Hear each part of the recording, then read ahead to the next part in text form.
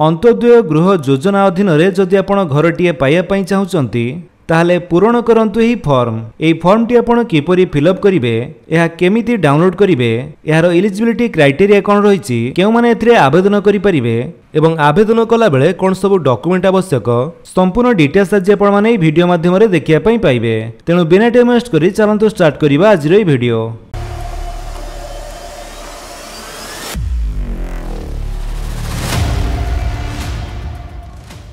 सेथिपाई आपण जेकोनसी गुटे ब्राउजर जाई सर्च करंतु RH ओडिशा। RH ओडिशा लिखि सर्च कला परे आपनको सामने जो प्रथम लिंक टी शो करूचे आपण तारी ऊपर क्लिक करंतु। जेमिति आपण सेथिरे क्लिक करिवे आपण आसी जिवे rhodisha.gov.in रो ऑफिशियल वेबसाइट को। ए वेबसाइट रो लिंक टी म आपण डिस्क्रिप्शन रे दे दिछि, आपण सेठु चाहिले डायरेक्ट ए वेबसाइट को आसी परिबे। एठा को आसिला परे एठी आपण माने तळको आसंतु। देखंतु एठारे जो दिया जाइछि अंत्योदय गृह योजना, आपण सेथिरे क्लिक करंतु। तापरे आपनको सामने एमिति गोटे पेज ओपन हो ग्रामांचल रे सुरक्षित आश्रयस्थली पई अंत्योदय गृह योजना पूरण हेबो पक्का घर आशा विकसित हेबो आम ओडिशा। एठारे तळको आसंतु।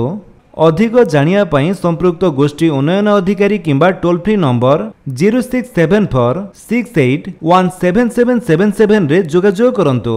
तारी ठीक तले आपण माने जेमिति के देखिया पई पाउथबे एठारे अंत्योदय गृह योजनार निर्देशावली दिया जाइछि। आपण डाउनलोड उपरे क्लिक करी एहार गाइडलाइन बा निर्देशावली आपण चेक करि पारंती। एहार संपूर्ण गाइडलाइन वीडियो हम चैनल पूर्वरु अपलोड हे सारिछि, आपण चाहिले आई बटन उपरे क्लिक करी देखि पारंती। देन एहा छडा आउ गुटी ऑप्शन देखंतु जो रहिछि आवेदन पत्र बा एप्लिकेशन फॉर्म, ता साइड रे थिबा डाउनलोड उपरे क्लिक कला परे आपनको सामने अंत्योदय गृह योजनार एप्लिकेशन फॉर्म टी शो करुच्ची। ए पीडीएफ टी आपण एमिति डाउनलोड करी चाहिले प्रिंट आउट बाहर करि पारंती।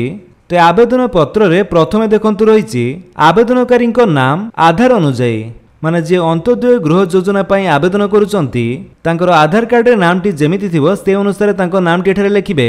सेमिति पिता बा स्वामी को नाम आधार अनुसार लिखिबे। तापर रहिछि ग्राम बा आपनको गां नाम टी लिखंतु। देन ग्राम पंचायत, तापरे ब्लॉक एवं आपनको जिला लिखिदेबे। तारी ठीक तले देखंतु आधार नंबर दवा पई पड़िबो। देन रहिछि मोबाइल नंबर, तापरे लिंग आपण पुरुष तो महिला की तृतीय लिंगी सेटा आपण लिखंतु। ए फॉर्म टी आपण चाहिले इंग्रजी रे मध्ये फिलअप करि पारंती। तापर रहिछि सामाजिक वर्ग, आपनको कैटेगरी SC ST संख्यालघु की अन्य वर्ग ताहा आपण लिखिबे।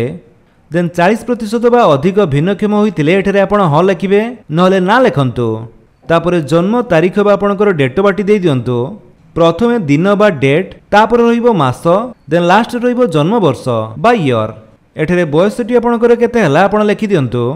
तापरे आसिला बैंक विवरणी, एठारे आपणकर बैंक रो नाम लिखिबे, को बैंक रे आपणकर अकाउंट अछि, तापर से बैंक रो शाखा एवं ता सहित IFSC कोड टी भी लिखिबे। आ जो जमा खातार नंबर बा अकाउंट नंबर टी आपण एठारे लिखि दियंतु। देन आवेदनकारी दस्तखत बा सिग्नेचर टी एठारे रहिबो। तापरे करेंट डेट बा तारीख टी लिखिबे। तापरे फॉर्म रो सेकंड पेज टी आपण देखंतु घोषणानामा रहिछि। ए घोषणानामा रे जोटा आपणकर हेतिबो सेटा आपणको टिक करिया पई पड़िबो। जेमिति के प्रथमे देखंतु दिया जाइछि कि प्राकृतिक किंबा मनुष्यकृत विपर्यय रे अथवा हाथी उपद्रव रे संपूर्ण बा भीषण भाव रे प्रभावित परिवार होइतिले आपण एठारे टिक करिवे, नले एठारे टिक करिया कोनोसी आवश्यक नाही। तेन रही सरकारी प्रकल्प निमंते स्थानांतरित बा स्थानांतरण आवश्यक करुथिबा बा संरक्षित अंचल रे बसवास करुथिबा परिवार होइतिले आपण टिक करिवे, नहले छाडी दियंतु। मुख्य उपार्जनकारी अति कम रे 40% शारीरिक भिन्नक्षम थिबा परिवार। जदि आपणको परिवार रे एमिति केही थाए जे कि मुख्य उपार्जनकारी आ तांकर 40% रु अधिक भिन्नक्षम रहिछि, ताले एठारे आपण टिक करि पारंती, नले टिक करिया कोनोसी आवश्यक नाही। सेमिति नाबालक संतान थिबा विधवा महिला से चाहिले एठारे टिक करि परिबे। तापर देखंतु परिवारर मुख्य निम्नलिखित गुरुतर रोग रे आक्रांत थिबा परिवार। जदि आपणको परिवार रे केही मुख्य कैंसर रे पीड़ित अछंती, ताले एठारे आपण टिक करी से रोग कठारो चिन्हट बा टिक करि पारंती। देन तापर रहिछि क्रॉनिक ऑब्स्ट्रक्टिव फुसफुस रोग बा COPD होइतिले एठारे आपण टिक करिवे। सेमिति क्रॉनिक ब्रोकक रोग बा CKD होइतिले एठारे टिक करि पारंती। HIV आक्रांत एठारे टिक करिवे। लिवर सिरोसिस होइतिले एठारे टिक करिवे। थैलासेमिया मेजर होइतिले एठारे टिक करंतु। सिकल सेल मेजर होइतिले एठारे टिक करिवे। हेमोफिलिया मेजर होइतिले एठारे टिक करिवे। स्नायुगत अभाव होइतिले एठारे टिक करिवे। अस्थिमज्जा किडनी लिवर प्रतिस्थापन बा bone marrow kidney liver transplant तो सेमाने एठारे टिक करि परिबे। ଏହା ଛଡ଼ା ଅନ୍ୟାନ୍ୟ ଗୁରୁତର ରୋଗ ପାଇଁ ଦୟାକରି ଏଠାରେ ଉଲ୍ଲେଖ କରନ୍ତୁ। ଏହା ବ୍ୟତୀତ କୁଷ୍ଠ ରୋଗ ମୁକ୍ତ ଏଠାରେ ଟିକ୍ କରିବେ, ମୁକ୍ତଗତି ଶ୍ରମିକ ଏଠାରେ ଟିକ୍ କରିବେ, ଶହୀଦ ପରିବାର ଏଠାରେ ଟିକ୍ କରିବେ, ଜାତୀୟ ପୁରସ୍କାର ପ୍ରାପ୍ତ ଏଠାରେ ଟିକ୍ କରିବେ, ଜାତୀୟ ଏବଂ ଅନ୍ତର୍ଜାତୀୟ ସ୍ତରର କ୍ରୀଡ଼ାବିତ ମାନେ ଏଠାରେ ଟିକ୍ କରନ୍ତୁ, ଜଙ୍ଗଲ ଅଧିକାରୀ ଆଇନ ବା ଏଫଆରଏ ହିତାଧିକାରୀ ଏଠାରେ ଟିକ୍ କରନ୍ତୁ, ଦେନ୍ ତୁରନ୍ତ ଗୃହ ଆବଶ୍ୟକ କରୁଥିବା ପରିବାର ଏଠାରେ ଟିକ୍ କରିବେ। ତ ଯୋଉଟା ଆପଣଙ୍କର ହେଇଥିବ ଏ ଭିତରୁ ସେଇଟାକୁ ଆପଣ ଟିକ୍ କରନ୍ତୁ। ଦେନ୍ ତାपर ପେଜ୍ରେ ଆସିଲା ଦାଖଲ କରୁଥିବା ଆବଶ୍ୟକୀୟ କାଗଜପତ୍ର। ତ ଏଠାରେ ଷ୍ଟାର ଚିହ୍ନିତ କାଗଜାତ ଦାଖଲ କରିବା ବାଧ୍ୟତାମୂଳକ ଅଟେ। ମାନେ ଯୋଉଥିରେ ଆପଣଙ୍କର ଏମିତି ଷ୍ଟାର ଥିବ ସେସବୁ କାଗଜାତ ବା ଡକୁମେଣ୍ଟ ଗୁଡ଼ିକ ବାଧ୍ୟତାମୂଳକ ଆପଣଙ୍କୁ ଦେବା ପାଇଁ ପଡ଼ିବ। ଯେମିତିକି ଆଧାର କାର୍ଡ଼ ଫଟୋକପି ଏଟା ମେଣ୍ଡେଟୋରୀ ରହିଛି, ଆପଣ ଟିକ୍ କରନ୍ତୁ। ଜମି ପଟ୍ଟାର ନକଲ ଟିକ୍ କରିବେ। ଦେନ୍ ବ୍ୟାଙ୍କ ଜମା ଖାତାର ପ୍ରଥମ ପୃଷ୍ଠାର ବିବରଣୀ ଏଠାରେ ଟିକ୍ କରନ୍ତୁ। ତ ଏ ତିନୋଟି ଡକୁମେଣ୍ଟ ଆପଣଙ୍କର ମେଣ୍ଡେଟୋରୀ ଆପଣଙ୍କୁ ଦେବା ପାଇଁ ପଡ଼ିବ। ଏହାଛଡ଼ା ଯଦି ଆପଣଙ୍କର SC ST କ୍ୟାଟେଗୋରୀ ହେଇଥାଏ ତାହେଲେ ଆପଣଙ୍କର ଜାତି ପ୍ରମାଣପତ୍ର ଏଠାରେ ଦେଇପାରନ୍ତି। ଭିନ୍ନକ୍ଷମ ବା ଫିଜିକାଲି ହ୍ୟାଣ୍ଡିକ୍ୟାପ୍ ହୋଇଥିଲେ ଏଠାରେ ଆପଣ ଟିକ୍ କରି ସେ ଡକୁମେଣ୍ଟଟି ଦେଇପାରିବେ। ଦେନ୍ ସମ୍ପୃକ୍ତ ଚିକିତ୍ସା ଅଧିକାରୀଙ୍କ ଦ୍ୱାରା ପ୍ରଦତ୍ତ ରିପୋର୍ଟ ଗୁରୁତର ରୋଗରେ ପୀଡ଼ିତଙ୍କ କ୍ଷେତ୍ରରେ। ତ ଏଠାରେ ଯେଉଁମାନେ ଗୁରୁତର ରୋଗରେ ପୀଡ଼ିତ ଅଛନ୍ତି ସେମାନେ ଏଠାରେ ଟିକ୍ କରି ମେଡ଼ିକାଲ ରିପୋର୍ଟଟିକୁ ଦେଇପାରନ୍ତି। ଦେନ୍ ଯଦି ମୁକ୍ତଗତି ଶ୍ରମିକ ସାର୍ଟିଫିକେଟ୍ ଥାଏ ତାହେଲେ ଏଠାରେ ଟିକ୍ କରି ଦେଇପାରିବେ।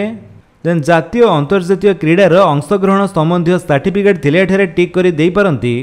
ତାପରେ ଜାତୀୟ ପୁରସ୍କାର ପ୍ରାପ୍ତି ସାର୍ଟିଫିକେଟ୍ ଥିଲେ ଏଠାରେ ଟିକ୍ କରି ଦେଇପାରିବେ।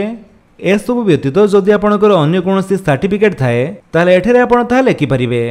ତାପରେ ଦେଖନ୍ତୁ, ମୁଁ ପୁନର୍ବାର ଘୋଷଣା କରୁଅଛି ଯେ ମୋର କୌଣସି ସ୍ଥାନରେ ପକ୍କା ଘର ନାହିଁ। ମୁଁ ଅନ୍ୟ କୌଣସି ସରକାରୀ ଗ୍ରାମୀଣ ଗୃହ ନିର୍ମାଣ ଯୋଜନାରେ ପୂର୍ବରୁ ସହାୟତା ରାଶି ପାଇନାହିଁ। ପ୍ରାକୃତିକ ମନୁଷ୍ୟକୃତ ବିପର୍ଯ୍ୟୟ, ହାତୀ ଉପଦ୍ରବରେ ପ୍ରଭାବିତ, ସରକାରୀ ପ୍ରକଳ୍ପ ନିମନ୍ତେ ସ୍ଥାନାନ୍ତରଣ ଆବଶ୍ୟକ କରୁଥିବା ସଂରକ୍ଷିତ ଅଞ୍ଚଳରେ ବସବାସ କରୁଥିବା ପରିବାର ଏଥିରେ ଅନ୍ତର୍ଭୁକ୍ତ ନୁହନ୍ତି। ତାପରେ ରହିଛି ମୋ କିମ୍ବା ମୋ ପରିବାରରେ କୌଣସି ସଦସ୍ୟ ସରକାରୀ ଉଦ୍ୟୋଗ ବା ବୈଧାନିକ ଅନୁଷ୍ଠାନରେ ନିୟମିତ କିମ୍ବା ପେନ୍ସନଭୋଗୀ କର୍ମଚାରୀ ନୁହନ୍ତି। ସେମିତି ମୋ ପରିବାରରେ 4 ଚକିଆ ଯାନ ନାହିଁ।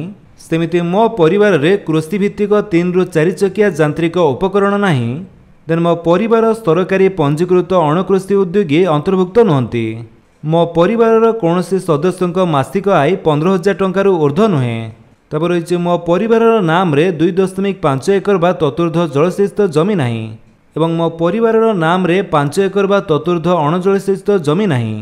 ତ ଏସବୁ ହେଉଛି ଆପଣଙ୍କର ଇଲିଜିବିଲିଟି କ୍ରାଇଟେରିଆ। ଯଦି ଆପଣଙ୍କର ଏସବୁ ନାହିଁ, ଆପଣ ଏସବୁ ଇଲିଜିବିଲିଟି କ୍ରାଇଟେରିଆ ଫୁଲଫିଲ୍ କରୁଛନ୍ତି ତାହେଲେ ଆପଣ ଏଥିପାଇଁ ଯୋଗ୍ୟ। ତ ଏହି ଘୋଷଣାନାମାରେ ଏଠାରେ ଆପଣଙ୍କୁ ମୋ ପରେ ଆପଣଙ୍କ ନାମ ଲେଖିବା ପାଇଁ ପଡ଼ିବ। ସତ୍ୟନିଷ୍ଠ ଭାବେ ଘୋଷଣା କରୁଛି ଯେ ଉପରୋକ୍ତ ସମସ୍ତ ତଥ୍ୟ ସଠିକ୍ ଅଟେ। ଦାଖଲ କରାଯାଇଥିବା ସାର୍ଟିଫିକେଟ୍ ସମ୍ପୃକ୍ତ ଅଧିକାରୀଙ୍କ ଦ୍ୱାରା ପ୍ରଦାନ କରାଯାଇଛି। ପ୍ରଦତ୍ତ ତଥ୍ୟ ବା ଦସ୍ତାବିଜ ଅସତ୍ୟ ପ୍ରମାଣିତ ହେଲେ ମୋ ଦରଖାସ୍ତକୁ ଖାରଜ କରାଯିବ ଏବଂ ମୋ ବିରୁଦ୍ଧରେ ଆଇନଗତ କାର୍ଯ୍ୟାନୁଷ୍ଠାନ ଗ୍ରହଣ କରାଯିବ। ଏଥିସହ ମୁଁ ପାଇଥିବା ସହାୟତା ଅର୍ଥରାଶି ମୋ ଠାରୁ ଆଦାୟ କରାଯିବ। ତଳେ ସେହି କରେଣ୍ଟ ଡେଟ୍ ଲେଖିବେ ଏବଂ ଆବେଦନକାରୀଙ୍କ ଦସ୍ତଖତ ବା ଆପଣଙ୍କ ସିଗ୍ନେଚରଟି ଏଠାରେ ଦେବେ। ଦେନ୍ ତାପରେ ନେକ୍ସଟ ପେଜ୍ରେ ରହିଛି ସମ୍ମତି ପତ୍ର।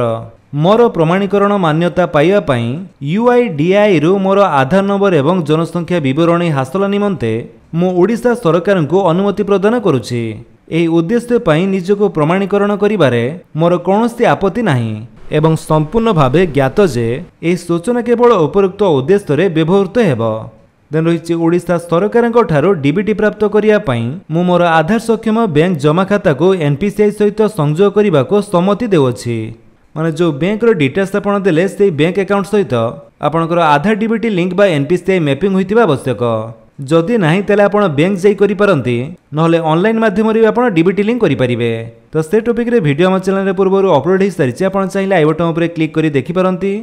ଏହାଛଡ଼ା ମୁଁ ଏହା ମଧ୍ୟ ସହମତ ଯେ ଓଡ଼ିଶା ସରକାର ଅନ୍ତୋଦୟ ଗୃହ ଯୋଜନା ପାଇଁ ମୋର ପରିଚୟ ପ୍ରତିଷ୍ଠା ଏବଂ ପ୍ରମାଣିତ କରିବା ନିମନ୍ତେ ମୋ ଆଧାର ସଂଖ୍ୟାର ବ୍ୟବହାର କରିପାରିବେ। ମୁଁ ଅନ୍ତୋଦୟ ଗୃହ ଯୋଜନା ଅଧୀନରେ ଥିବା ସମସ୍ତ ନିୟମ ଓ ସର୍ତ୍ତାବଳୀରେ ସହମତ। ଦେନ୍ ତଳେ ଆପଣଙ୍କୁ ଏଠାରେ ସିଗ୍ନେଚର କରିବା ପାଇଁ ପଡ଼ିବ ଏବଂ କରେଣ୍ଟ ଡେଟ୍ଟି ଆପଣଙ୍କର ଲେଖନ୍ତୁ। ତାପରେ ରହିଛି ସୁପାରିଶ ପତ୍ର। ଆବଶ୍ୟକ ସ୍ଥଳେ ମାନ୍ୟବର ସାଂସଦ, ମାନ୍ୟବର ବିଧାୟକ ବା ଅନ୍ୟ ଜନପ୍ରତିନିଧି ସୁପାରିଶ କରିପାରନ୍ତି।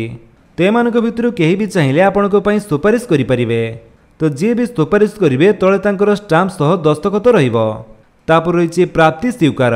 अंत्योदय गृह योजना अधीन आपणक आवेदन सफलतार सह ग्रहण करा जायछि। संपुक्त नाम आधार अनुसार एठारे आपणक नामटी लिखिबे, ता तळे आपणकर आधार नंबरटी लिखंतु। तापर रहिछि निर्देशावली। एही आवेदन दाखल हेबा परे अंत्योदय गृह योजना रे निर्देशावली अनुसार एहाको विधिवत भावे जांच करा जाय गृह मंजूर निमंते विहित पदक्षेप ग्रहण करा जिवो। तेहार पूरा तळे आपणकर रहिछि अधिकारीक नाम, स्वाक्षर, पदवी एवं तारीख।